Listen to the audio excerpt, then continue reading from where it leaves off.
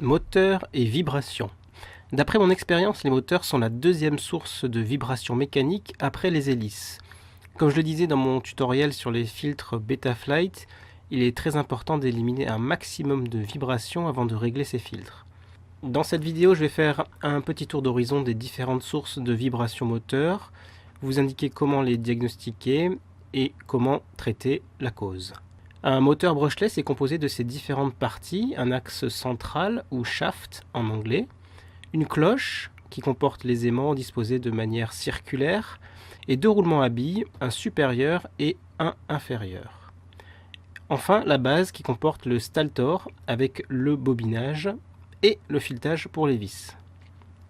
La première étape, c'est de bien choisir son moteur. Certains moteurs, souvent bas de gamme, sont mal équilibrés à la fabrication et vont générer des vibrations sans aucune usure.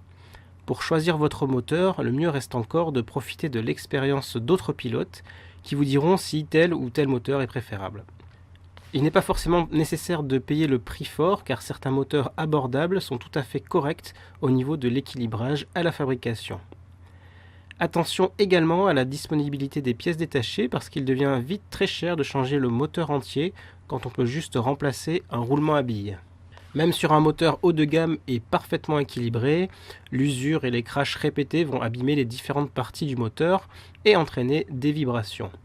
Si vous suspectez des vibrations moteur, vous pouvez rechercher le moteur responsable en utilisant votre configurateur. Ici, moi j'utilise Betaflight.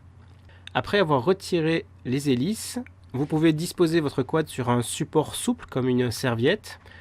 Vous vous connectez ensuite à Betaflight, vous branchez la batterie et vous allez faire tourner un par un les moteurs dans l'onglet moteur.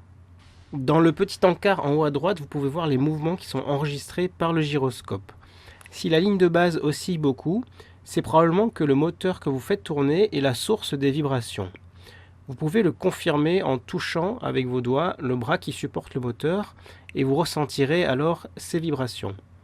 Une fois le ou les moteurs identifiés, reste à trouver quelle partie du moteur est concernée. Ce que je fais en premier, c'est que je regarde le moteur de profil en le faisant tourner pour voir déjà si l'axe central est tordu ou si la cloche est abîmée. Si l'axe est tordu, vous verrez que les contours de l'axe sont flous ou un peu évasés en haut. Et pareil pour la cloche, les contours vont apparaître flous si celle-ci est un peu tordue ou enfoncée. Si l'axe central est tordu, il suffit de le remplacer, ce qui nécessite simplement d'enlever là où les vis de serrage, le dégager avec un marteau en faisant attention à ne pas abîmer la cloche. Si c'est la cloche qui est abîmée, le plus souvent il faudra tout simplement la changer. Quand ce premier test est normal, je démonte la cloche en enlevant la vis ou le circlip en évitant de le perdre.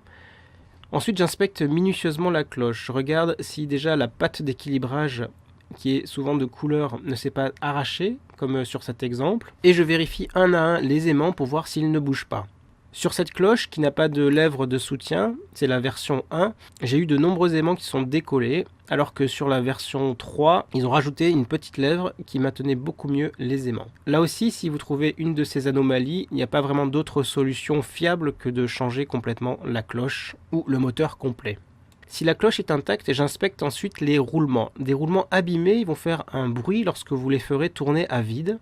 J'ai enregistré 3 sons de roulement pour vous faire entendre les différences, avec ici un roulement neuf, un roulement un peu abîmé, et là un roulement très abîmé. J'ai tendance à garder mes roulements peu abîmés pour des quads de réserve quand je vais faire des spots où la casse est fréquente. Par contre sur les quads free range, je change très souvent les roulements pour des neufs, environ une fois par mois en moyenne. Pour changer un roulement, le plus simple c'est d'utiliser un trombone que l'on va redresser puis courber à angle droit aux extrémités. Avec ce crochet, je vais pouvoir raccrocher le roulement par l'intérieur et ensuite avec une vis qui passe tout juste dans l'autre roulement, je vais pouvoir extraire facilement mon roulement avec un marteau ou éventuellement une presse. Il existe aussi des outils spécifiques que personnellement je n'ai pas trouvé super efficaces et en tout cas moins efficaces que la méthode que je viens de vous décrire. Pour acheter vos roulements de remplacement, il faut vérifier sur le site du revendeur les dimensions et rechercher des roulements de la même taille et si possible d'une bonne marque comme la marque EasyO. Enfin, la dernière étape, c'est que je vérifie l'intégrité du Staltor.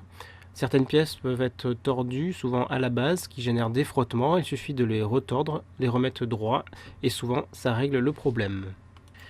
Pensez également à nettoyer régulièrement vos moteurs à l'aide d'une brosse à dents, surtout après des crashs sur des spots abandonnés. Il y a souvent sur le sol de la limaille ou des débris métalliques qui vont venir se coller aux aimants et générer des frottements et des vibrations. Voilà pour cette vidéo sur les vibrations moteurs, j'espère qu'elle vous aura été utile. Merci à vous tous qui êtes abonnés, je suis très reconnaissant, on a atteint 700 abonnés et je vous en remercie énormément. À bientôt.